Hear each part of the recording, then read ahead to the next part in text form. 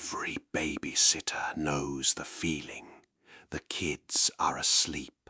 The house goes quiet, and somewhere around 10 o'clock you start to understand that you are alone in a home that isn't yours, surrounded by rooms you've never seen, listening to sounds you can't explain.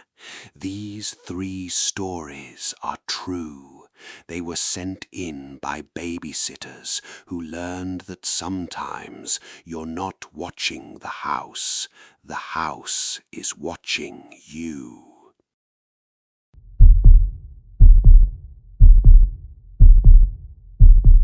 I started babysitting the summer I turned 16, and by 17 I had regulars all over the neighborhood. The Hartmans were my favorites. Nice house, quiet street, a 6-month-old named Lily who slept like a stone, and parents who actually came home when they said they would. I must have sat for them a dozen times before the night I'm going to tell you about, and I want that on record, a dozen normal nights. Whatever this was, it wasn't the house being unfamiliar. I knew that house. That's what scared me. They had one of those older baby monitors, the radio kind, a white receiver you carried around, and a transmitter that sat on Lily's dresser next to a nightlight shaped like a moon. Mrs. Hartman was particular about it. Fresh batteries every time, receiver volume at half, take it with you even if you're just going to the bathroom. Fine, I'd have done it anyway. I was a careful kid. The first hour was standard. Fed Lily, walked her to sleep, laid her down at 8, went downstairs with the receiver and put it on the coffee table. The monitor did what monitors do. Soft static, the occasional sigh, once the rustle of her turning her head. Around 9:30, I muted the TV to listen for her, and that's when I heard it, under the static, singing. It was quiet, the way a sound is quiet when it's far from the microphone, not when it's turned down. A woman's voice, humming more than singing, slow and tuneful, the kind of thing you do bouncing a baby on your shoulder. My first thought was honestly relief. Mrs. Hartman must have come home early. Then I looked at the driveway through the front window, empty, and the singing kept going, patient and unhurried, on a receiver connected to one room in the house, a room that held a sleeping infant and nobody else. I want to tell you exactly what I did, because people always ask why I didn't run straight up there. I did go up, but first I stood at the bottom of the stairs for a full minute, holding that receiver, listening. The singing didn't stop. It didn't react to my footsteps on the stairs, didn't pause when the 4th step creaked. It was still going when I put my hand on the nursery door. I could hear it in the receiver in my left hand, and the moment I pushed the door open, it stopped, not faded, stopped mid-note, like a needle lifted off a record. Lily was asleep, window latched, closet empty, and yes, I checked it, and yes, I looked under the crib, feeling insane the entire time. The transmitter sat on the dresser with its little green light on, and the room was so normal, so warmly lit by that moon nightlight, that I almost talked myself out of the whole thing right there. Radio interference, a neighbor with the same model monitor, some mom 2 houses down humming her own baby to sleep on the same frequency. That's real. Old monitors did that all the time. I sat back down and repeated the word interference to myself for about 40 minutes. At 10:15, the singing came back, Same voice, same tune, and this time, halfway through it, Lily, on the same receiver, in the same room, laughed. The kind of bright little two-note laugh babies do when someone leans over the crib and plays with them. The singing hitched for a second, the way your voice does when you smile mid-word, and kept going. I don't remember deciding anything. I was just suddenly upstairs, with the door open and the light on, and Lily was awake, on her back, arms up, giggling at the empty air above her crib. The room was empty. The singing in the receiver in my hand had stopped again, mid-note, on the syllable it happened to be on when the door swung in. I took the baby downstairs, turned on every light on the first floor, and sat with her on my lap until headlights hit the driveway at 11:40. I told the Hartmans everything. I'll give them credit, they didn't laugh at me. Mr. Hartman went up and checked the whole second floor while I talked, but it was Mrs. Hartman I watched, because when I described the tune, I hummed a few bars of it, badly. Her face went the color of the wall behind her. She said that was the song her mother used to sing to her.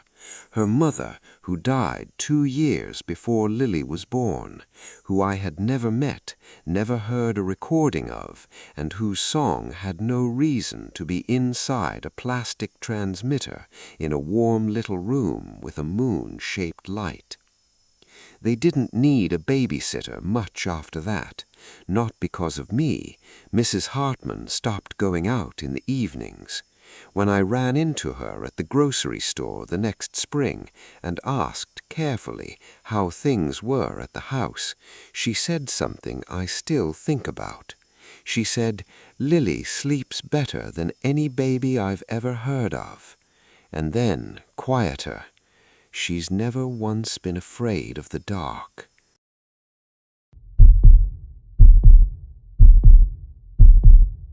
This story is why I stopped babysitting, and I need to explain that I don't believe in anything. Didn't then, don't now, mostly. I was 20, home from college for the summer, and a family friend set me up sitting for a couple with a 5-year-old named Wren. Old farmhouse outside of town, redone inside, the kind of place with wide floorboards that announce every step you take. Wren was easy, polite, self-contained, played alone happily, the kind of kid who tells you what she's doing while she does it, and like a lot of 5-year-olds, she had an imaginary friend. His name, she said, was Mr. Sock. I know, it's adorable right until it isn't. The first few nights, Mr. Sock was background noise. She'd set a place for him with her toy dishes or hold a picture book open to the side so he could see. Standard kid stuff. My little brother had an imaginary dinosaur for 2 years. But on my 4th or 5th night, while I was making her mac and cheese, Wren sat at the kitchen table, swinging her legs, and said, "Mr. Sock likes your car. He likes that you park under the big tree." I did park under the big tree, a huge maple across the road, the only shade on that stretch. You could see it from the kitchen window, so fine. Kids notice things. I said something like, "Smart guy, keeps the car cool," and she nodded seriously and said, "He watches you drive up. He waits for you." Over the next few weeks, it got more specific. Mr. Sock knew my bag had a red zipper pull inside, on the inner pocket, a thing Wren had never been near. He knew I sang in the car, with the windows up, at the far end of a long driveway. One night she looked at the sandwich I'd made myself and said Mr. Sock wanted to know why I didn't make it the way I did at home, with the crusts cut off. I have never once cut the crusts off a sandwich in front of any human being. It's a private, embarrassing habit from childhood. I laughed it off in the moment. I drove home that night with the radio off, checking my mirrors. Here's the thing, though. None of that broke me. Kids are eerie little pattern machines. They see more than we think, and I kept finding almost rational explanations. What broke me was July, a heat wave, both parents at a wedding 2 towns over, Wren in bed by 8:30.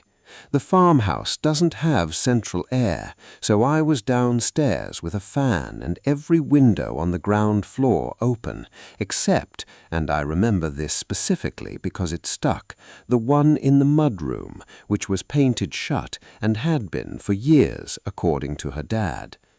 At a little after 10, Wren appeared at the top of the stairs, not crying, not sleepy, standing very straight, with her hands at her sides, and she said, "Mr. Sock says you should close the windows now."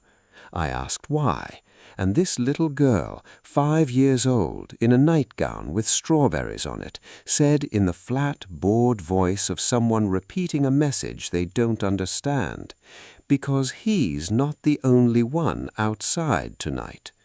I closed every window in that house in about 90 seconds, locked them, locked both doors, and turned off the downstairs lights so I could see the yard without being seen. I'm telling you the honest sequence of what happened next. At 10:31, the motion light over the barn came on, nothing visible. It stayed on the full timer cycle, 5 minutes, which her dad later told me only happens when something keeps moving in front of it.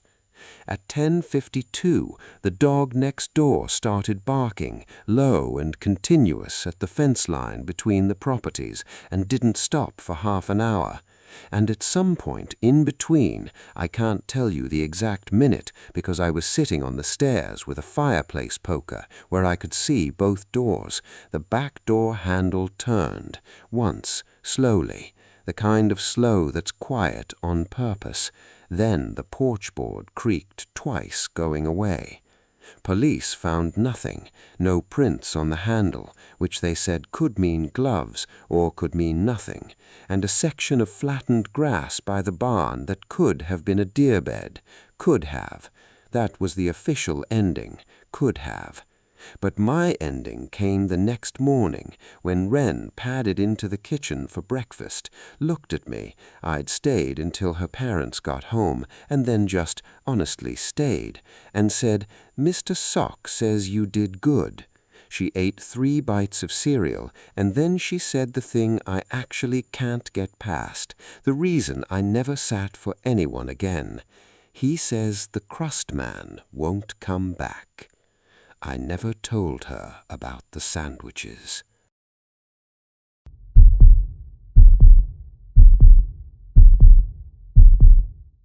The last family I ever babysat for, I'd known for about 6 weeks.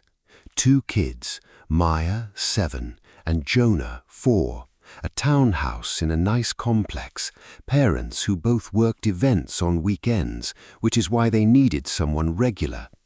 I got the job through an app, the kind with background checks and reviews, and I mention that because it matters. Everything about that job was verified, documented, and safe. That's the whole point of this story. Everything can be verified, and it can still go wrong, because the weak point is never the paperwork. It's the front door at 8 o'clock with a kid on your hip. 6 weeks in, I knew the house, and one Saturday, waiting for a text back from the mum, I was standing by the bookshelf in the living room, the one with all the framed photos, and I noticed something that itched at me. The photos covered years, beach trips, birthdays, a Halloween where Jonah was a traffic cone, and in none of them, none, was there a man. Not the kid's father, who I'd met exactly twice in passing, or anyone else. Which fine, divorce, blended family, dad takes the pictures. There are 100 normal explanations, and it was none of my business, so I put it out of my head. At 7:80 that night, with both kids in pajamas watching their allowed 20 minutes of TV, someone knocked on the door. 3 knocks, friendly rhythm. Through the peephole, a man, 40s, polo shirt, car keys in hand, standing back from the door at a polite distance, the way people do when they know how they look through a peephole. He smiled at the fisheye lens and said, "Hey, I'm the kids' dad. Change of plans. Rachel asked me to grab them tonight." The mum's name was Rachel. He knew my name too, used it through the door, warm and casual. "You must be the sitter, right? Rachel's told you about you." Here's what saved that night, and I want every babysitter listening to hear this part.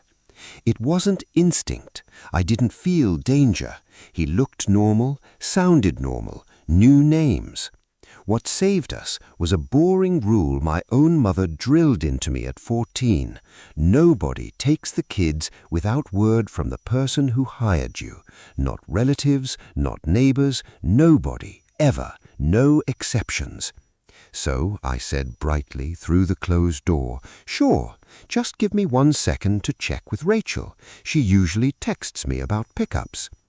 The pause on the other side of that door was maybe 2 seconds long. It is the loudest 2 seconds I've ever heard. Then, easily, "Oh, her phone died. That's why she asked me. We're already running late, sweetheart." Sweetheart. And under the friendliness, a new thing in the voice, a flat pressure like a hand testing a locked window. I texted Rachel. I called. Nothing. She was working an event. Phones get buried in aprons. So I called the second contact on the family's app profile, the grandmother. And while the phone rang, I watched the door handle. I'd locked it when the TV went on, another boring rule, and I heard, very softly, the exact sound from every bad dream I've had since, the handle rotating a centimeter and stopping, testing. The grandmother picked up on the 4th ring. I said there was a man at the door, saying he was the kid's dad, doing pickup for Rachel. And this 60-something woman, who I'd never spoken to in my life, went from hello to steal in one breath. "The children's father lives in Portugal. Lock the door, call 911. I'm calling Rachel's venue." The knocking started again while I was on with the dispatcher, not friendly now, hard, flat-palmed, and Maya, 7 years old, looked up from the TV and said the sentence that still ices me. "That's the man from the playground. He knows our names too." He was gone before the patrol car arrived. Polite men who test door handles always are. But the townhouse complex had a camera at the entrance gate, and the plate came back to a car reported for the same thing at a complex 11 minutes away a month earlier. Same script, change of plans, phone died, we're already running late, sweetheart. That family sitter had opened the door. The kid's actual uncle happened to be upstairs, and the man had left calmly, apologizing for the mix-up. Nobody reported it as anything but a mix-up until our night, when the 2 reports finally sat on the same desk. They never caught him. That's not me being dramatic. I followed up for a year. The detective told me, in the practiced voice of a man softening a statistic, that guys like this work an area until it warms up, then move. He'd been watching that playground long enough to learn names, mine included, which they think he got from the parking permit hanger the app made me print for my dashboard. My name in 18-point font in my windshield in front of the townhouse every Saturday night. I still babysit. I won't let him be the reason I stopped. But the photo wall, the peephole, the 2-second pause, all of it lives in me now. And I'll leave you with the math that keeps me up some nights. He knocked at 7:80. Rachel's text, "OMG, phone was in my locker. Do not let anyone take the kids," landed at 8:04. 14 minutes. Every terrible thing that almost happens in the gap between a knock and a text. Guard the gap.